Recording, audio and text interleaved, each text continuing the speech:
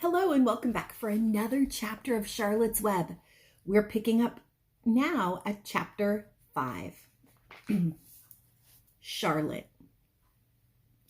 The night seemed long. Wilbur's stomach was empty and his mind was full.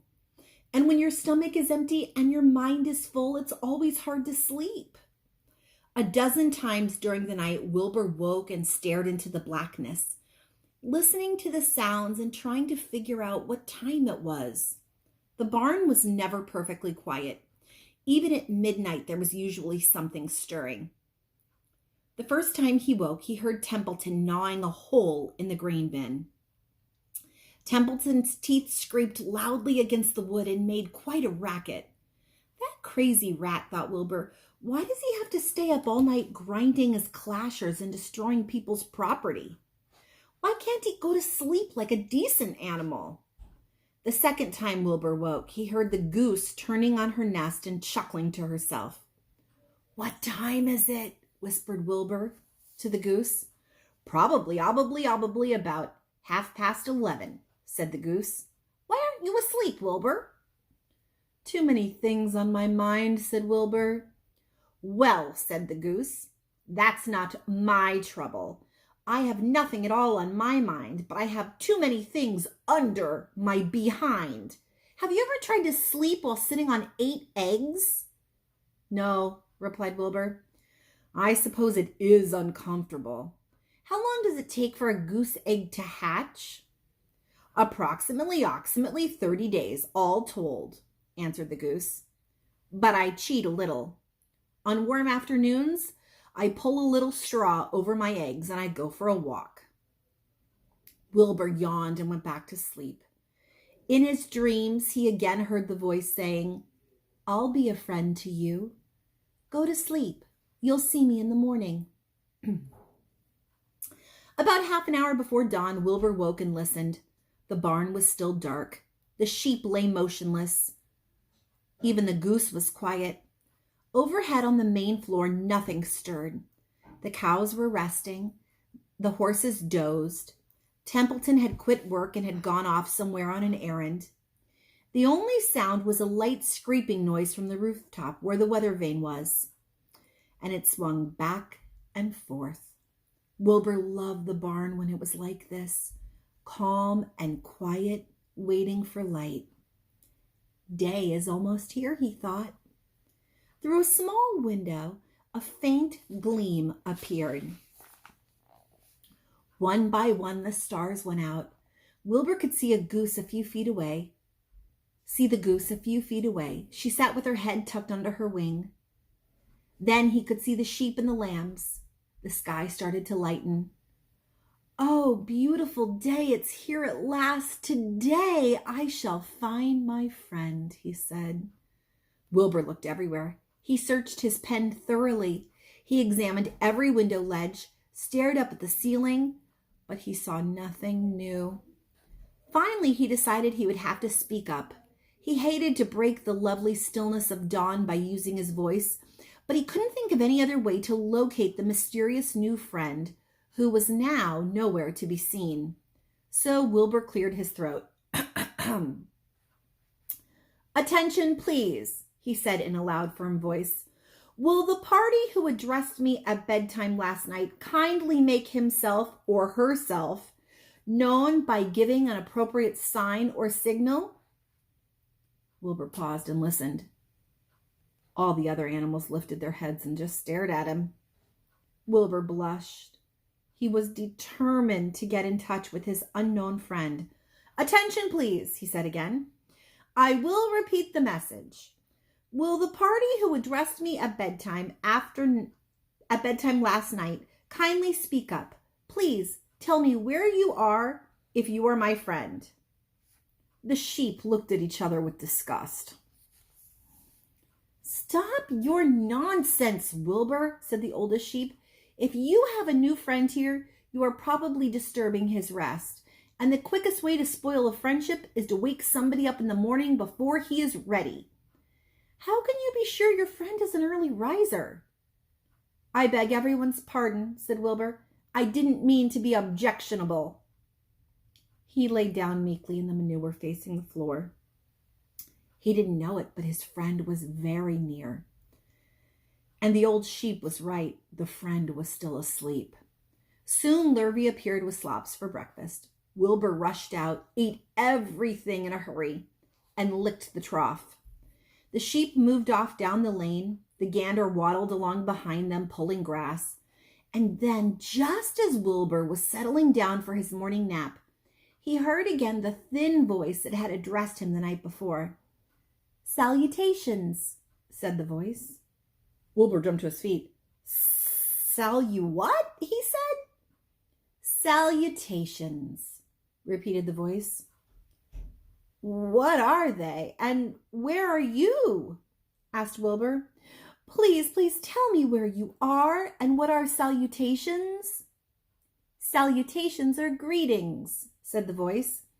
"When I say salutations, it's just my fancy way of saying hello or good morning. Actually, it's a silly expression, and I'm surprised that I used it at all. As for my whereabouts, that's easy. Look up here in the corner of the doorway. Here I am. Look, I'm waving." At last, Wilbur saw the creature that had spoken to him in such a kind way. Stretched across the upper part of the doorway was a big spider web, and hanging from the top of the web, head down, was a large gray spider. She was about the size of a gumdrop. She had 8 legs, and she was waving one of them at Wilbur in a friendly greeting. "See me now?" she asked.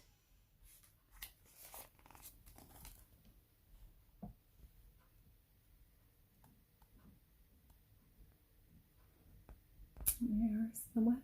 There's Wilbur looking at Charlotte. "Oh, yes, indeed," said Wilbur. "Yes, indeed. How are you? Good morning. Salutations. Very pleased to meet you. What is your name, please? May I have your name?" "My name," said the spider, "is Charlotte." "Charlotte what?" asked Wilbur eagerly. "Charlotte A. Cavatica, but just call me Charlotte." "I think you're beautiful," said Wilbur. "Well, I am pretty," said Charlotte. "There's no denying that. Almost all spiders are rather nice looking. I'm not as flashy as some, but I'll do. I wish I could see you, Wilbur, as clearly as you can see me." "Why can't you?" asked the pig. "I'm right here." "Yes, but I'm nearsighted," said Charlotte.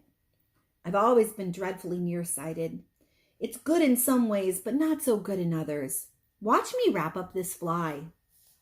A fly had been crawling along Wilbur's trough and had flown up into the lower part of Charlotte's web and was tangled in the sticky threads. The fly was beating its wings furiously, trying to break loose and free itself. "First," said Charlotte, "I dive at him." She plunged headfirst towards the fly, and as she dropped, a tiny silken thread unwound from her rear end. "Next, I wrap him up." She grabbed the fly, threw a few jets of silk around it, and rolled it over and over again, wrapping it so that it couldn't move. There she is, wrapping that spider up so that it can't move. Wilbur watched in horror. He could hardly believe what he was seeing, and although he detested flies, he was sorry for this fly. "There," said Charlotte. "Now I knock him out so he'll be more comfortable." She bit the fly. "He can't feel a thing now," she said. "He'll make a perfect breakfast for me." "You mean you eat flies?" said Wilbur. "Certainly. Flies, bugs, grasshoppers, beetles, daddy longlegs, moths, butterflies, tasty cockroaches, gnats, midges, centipedes, mosquitoes, crickets, anything that is careless enough to get caught in my web. I have to live, don't I?" "Why, yes, of course," said Wilbur. "Do they taste good?" "Delicious. Of course, I don't really eat them. I drink them. I drink their blood." "I love blood," said Charlotte. "Don't say that," said Wilbur. "Please don't say things like that." "Why not? It's true. I have to say what is true. I'm not entirely happy about my diet of flies and bugs, but it's the way I'm made. A spider has to pick up a living somehow or another, and I happen to be a trapper. I just naturally build a web and trap flies and other insects. My mother was a trapper before me, and her mother was a trapper before her. All of my family have been trappers. Way back for thousands and thousands of years, we spiders have been laying traps for flies and bugs. It's a miserable inheritance, said Wilbur. He was sad because his new friend was so bloodthirsty. Yes, it is, said Charlotte, but I can't help it. I don't know how the first spider in the early days of the world happened to think up this fancy idea of spinning a web, but she did, and it was clever of her too. And since then, all of us spiders have had to work the same trick. It's not a bad pitch on the whole.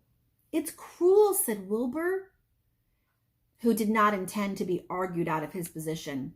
Well, you can't talk, said Charlotte. You have your meals brought to you in a pail. Nobody feeds me. I have to get my own living. I live by my wits. I have to be sharp and clever, or I'll go hungry. I have to think things out. I have to catch what I can and take what comes. And it just so happens, my friend, that what comes is flies and insects and bugs.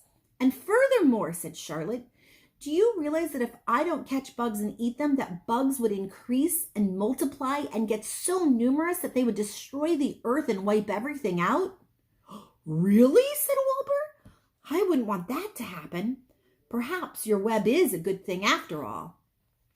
The goose had been listening to this conversation and started chuckling to herself.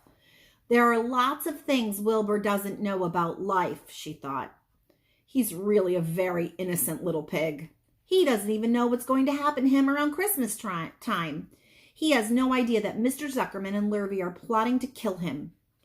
The goose raised her head a bit and poked her eggs a little further under her so that they would receive the full heat from her warm body and soft feathers. So what the goose just said, she was thinking in her mind. She didn't say it out loud. So Wilbur doesn't know. Okay. Charlotte stood there quietly over the fly, preparing to eat it. Wilbur laid down and closed his eyes. He was tired from his wakeful night and from the excitement of meeting someone for the first time. A breeze brought him the smell of clover, sweet smelling world beyond his fence. Well, he thought, I've got a new friend, all right. But what a gamble friendship is. Charlotte is fierce, brutal, scheming, bloodthirsty. Everything I don't like. But how can I learn to like her even though she is pretty and clever, of course? Wilbur was merely suffering the doubts and fears that often go with finding a new friend. In good time, he was to discover that he was mistaken about Charlotte. Underneath her rather bold and cruel exterior, she had a kind heart, and she was to prove loyal and true to the very end. That, my friends, is the end of chapter 5.